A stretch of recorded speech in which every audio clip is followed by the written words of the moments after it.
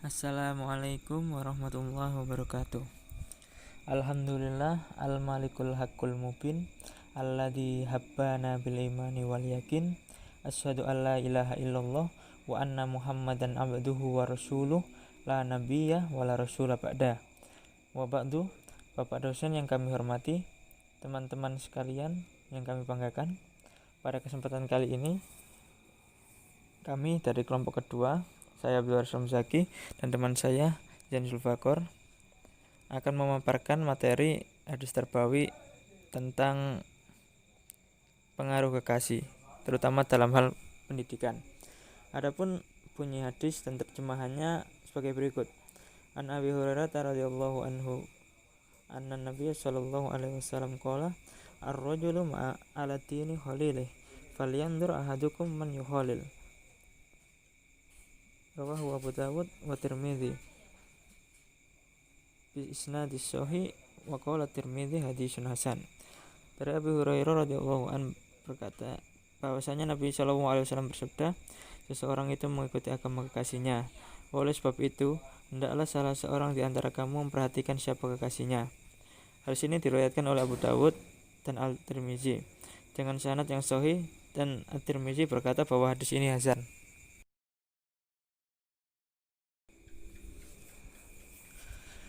An Abi Musa al-As'ari radhiyallahu anhu anna Nabi sallallahu alaihi wasallam qala al-mar'u ma'a man ahabba muttafaqun alaih. Wa fi riwayatin qala qila lin-nabi sallallahu alaihi wasallam ar-rajulu yuhibbul qauma wa lamma yalhaqu bihim qala al-mar'u ma'a man ahabba. Artinya dari Abu Musa al-As'ari radhiyallahu an bahwasanya Nabi sallallahu alaihi wasallam bersabda, Orang itu akan bersama-sama dengan orang yang dicintainya. Hadis riwayat Bukhari dan Muslim. Dalam satu riwayat dikatakan, ada orang bertanya kepada Nabi Shallallahu Alaihi Wasallam tentang seorang yang mencintai suatu kaum atau sekelompok orang, tetapi ia belum pernah bertemu dengan mereka. Maka beliau Shallallahu Alaihi Wasallam menjawab, seorang itu akan bersama dengan orang yang dicintainya nanti di akhirat. Adapun mufradatnya, yang pertama ala dini khalili, artinya mengikuti agama kekasihnya atau temannya. Kemudian al-khalili itu kekasih, kemudian bisa diartikan teman atau yang menjadi kekasih. Kemudian yang ketiga fal yangdur, maka hendaklah perhatian dari hati. Kemudian man yukhalil ini artinya siapa yang menjadi kekasihnya. Kemudian ma'aman ahabba, artinya bersama orang yang dicintainya. Kemudian secara hadis atau penjelasan hadis ini menjelaskan adanya pengaruh kekasih atau teman yang dicintainya. Secara psikologis, setiap orang mempunyai kecenderungan untuk memilih kekasih atau teman yang sama dicintainya. Teman atau kekasih yang dicintai seseorang pada umumnya sesuai dengan apa yang dicintai oleh dirinya. Seseorang berkelompok atau berkumpul pada umumnya juga cenderung memilih kelompok yang sama. Hal ini menunjukkan adanya kesamaan antara sesama teman yang dicintai baik dalam beragama, hobi, karakter, profesi, dan lain-lain. Rasulullah Shallallahu Alaihi Wasallam bersabda, ar-rajulu ala dini khalili, seseorang itu mengikuti agama kekasihnya. Seseorang ini mengikuti kebiasaan temannya, pandangan hidup, akhlak, dan agamanya. Dengan demikian, melihat seseorang cukup melihat kekasihnya. Jika kekasihnya baik, dia baik pula, dan jika kekasihnya orang tidak baik, maka dia pun menjadi tidak baik. Kemudian Rasulullah SAW bersabda, "Fal yanzur ahadukum man yukhalil." Hendaklah seorang di antara kamu memperhatikan siapa kekasihnya. Hadis ini perintah kepada kita yang memilih kekasih untuk dijadikan teman agar memperhatikan kebiasaan akhlaknya. Carilah kekasih yang baik akhlaknya. Jika agama kekasih itu baik, temuilah, dan jika buruk, tinggalkanlah. Karena sesungguhnya watak dan karakter itu mencuri, dan pergaulan itu berpengaruh dalam perbentukan kepribadian. Al-Ghazali berkata, berteman dengan orang yang rakus dunia menjadi rakus, dan berteman dengan orang yang zuhud menjadi zuhud. Demikian juga makna kekasih yang bersifat umum, baik kekasih sebagai teman atau kekasih sebagai bisnis maupun kekasih yang dijadikan sebagai pasangan seperti calon istri, calon menantu, calon mertua. Semua hendaknya lebih mengutamakan faktor agama dan akhlak. Rasulullah SAW bersabda dalam hadis yang diriwayatkan oleh Abu Hurairah, "Tungkahul mar'u arba'ah, limaliha walihisabiha walijamaliha walidiniha, fadfar bidzatid dini taribat yadaka." Muttafaqun alaih. Hadis itu wanita itu hendaknya dinikahi karena 4 perkara. Yang pertama karena hartanya, karena nasab keturunannya, karena kecantikannya, dan karena agamanya. Pilihlah wanita yang beragama, berdebu kedua tanganmu, atau berkah hidupmu. Muttafaqun alaih dan diriwayatkan oleh Imam 7. Hadis ini membimbing kita untuk memilih kekasih dengan pertimbangan harta, paras, keturunan, dan lain-lain. Tetapi kemudian pertimbangan agama dan akhlak menerapkan penekanan tersendiri atau harus dinomorsatukan sebagaimana ditekankan pada hadis di atas agar mendapatkan hikmah tertinggi, yakni sakinah, mawaddah, dan rahmah. Hadis tersebut disebut di samping perintah berteman dengan orang-orang soleh juga perintah mencintai mereka, dan cinta kasih inilah yang menjadi inti dalam persahabatan.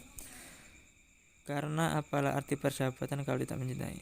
Dari rasa cinta ini kemudian melangkah berbuat baik di antara dijadikan teman, sahabat, dan kekasih.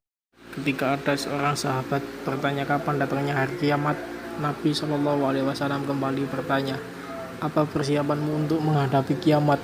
Jawab orang itu, "Cinta kepada Allah dan Rasul-Nya." Lantas beliau menjawab, "Almar'u aman ahabba." Orang itu akan bersama-sama orang yang dicintainya. Bersama artinya dinilai sama atau dihukumi sama antara yang mencintai dan dicintainya. Jika orang yang dicintai itu baik, maka orang itu dinilai baik pula. Dan jika orang yang dicintai itu tidak baik, maka ia dinilai tidak baik. Dalam konteks hadis di atas, sahabat tersebut digiring bersama Nabi dalam surga sekalipun tidak sama kelasnya. Tentunya kelas surga Nabi yang paling tinggi karena amaliyah beliau yang tidak sama dengan manusia biasa. Hadis ini diperintah mencintai Rasul dan orang-orang saleh. Mencintai orang saleh berarti mengikuti jejak mereka yang melaksanakan perintah-perintah agama, menjauhkan segala larangannya dan berakhlak mulia. Orang yang mencintai orang salah dihukumi saleh pula. Ia dikelompokkan bersama orang-orang saleh baik di dunia maupun di akhirat. Dalam Quran surat Al-Furqan ayat 27-29 Allah menceritakan penyesalan orang yang tidak mencintai teman orang saleh besok hari kiamat, yang berbunyi, "Wa yauma ya'addu-dhalimu ala yadayhi yaqulu ya laitani ittakhadtu ma'ar rasulin sabil." Dan ingatlah hari ketika orang yang zalim itu menggigit dua tangannya seraya berkata, "Aduhai, kiranya dulu aku mengambil jalan yang lurus bersama Rasul." Ya wailata laitani lam attakhid fulana khalila. Kecelakaan besarlah bagiku kiranya aku dulu tidak menjadikan si fulan menjadi teman akrabku. Laqad adallani anid dzikri ba'da idz ja'ani wa kana syaitanu lil insani khadula. Sesungguhnya dia telah menyesatkan aku dari Al-Quran ketika Al-Quran telah datang kepadaku, dan setan itu tidak akan menolong manusia. Teman dan kekasih semua nanti di hari kiamat akan lepas tangan. Tidak ada orang yang mampu membantu, bahkan menjadi musuh, kecuali orang-orang yang takwa kepada Allah. Allah berfirman dalam Quran surat Al-Zukhruf ayat 67 yang berbunyi, "Akhillau yawma idim ba'duhum li ba'din adu illal muttaqin." Teman-teman akrab pada hari itu sebagainya menjadi musuh bagi sebagainya yang lain kecuali orang-orang yang bertakwa.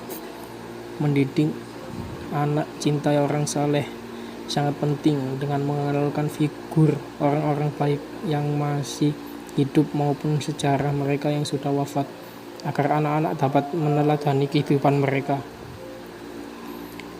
Hikmah hadis di atas: 1. Memilih kekasih, teman dan sahabat yang dicintai agamanya dan menjauhi teman yang dibenci agamanya. 2. Derajat minimal dalam persaudaraan dan persahabatan adalah menilai teman sama dengan kepentingan dirinya sendiri. 3. Orang yang mencintai kekasih, teman dan sahabat orang saleh dan takwa dinilai sama dengan orang saleh baik di dunia maupun di akhirat. Hikmah hadis: 1. Menjauhi kekasih atau teman yang nakal dan fasik agar tidak digiring bersama mereka. 2. Teman itu berpengaruh dalam persahabatannya. Abu Hurairah adalah nama gelar yang diberikan Rasulullah, artinya bapak kucing. Nama aslinya adalah Abdul Syamsi. Kemudian setelah masuk Islam pada tahun ke-7 Hijriah, saat perang Khaibar, ia bernama dinama Abdurrahman bin Al-Syarh. Abu Hurairah adalah salah seorang sahabat penghuni Sufah yang menyertai Rasulullah dan sangat memperhatikan hadis yang selalu menghadiri majelis beliau. Abu Hurairah meriwayatkan hadis sebanyak 5.374 hadis. Abu Hurairah meninggal dalam usia 78 tahun pada tahun 59 Hijriah. Abu Musa al-Asy'ari, nama aslinya adalah Abdullah bin Qais al-Asy'ari. Al-Asy'ari adalah sebuah nama kabilah. Al-Asy'ari sebuah kabilah yang terkenal di Yaman. Dia datang ke Mekah menghadap Nabi SAW sebelum masa hijrah ke Madinah. Ia masuk Islam kemudian ikut hijrah. Ia meriwayatkan hadis dari Rasulullah SAW sebanyak 360 hadis dan wafat di Kufah pada tahun 44 Hijriah. Sekian, terima kasih.